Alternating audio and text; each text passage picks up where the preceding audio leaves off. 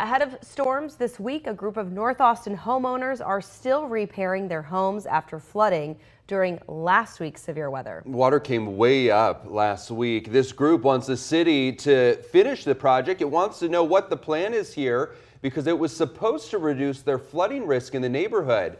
KXAN's Dylan McKim live for us in North Austin. And Dylan, you did get an update on this plan.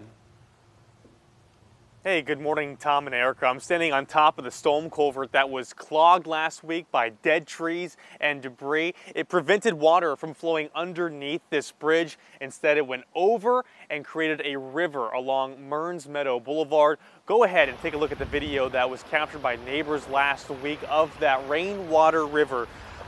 The homeowners in this area received about 2 feet of water, and they want to know what happened to the Little Walnut Creek Flood Risk Reduction Project. It was started in the summer of 2021 by the Public Works Department and is estimated to cost just under $20 million. The project was going to install a culvert underneath Mearns Meadow Boulevard. It would carry water from the creek all the way to a retention pond downstream, but the project was put on hold in November as the city looks for a new contractor. They began talking about that project almost 15 years ago. It didn't get underway until 2 years ago, and then they got partway through and quit. So it definitely feels frustrating to not, to have had a project where they recognized a problem and were unable to correct it.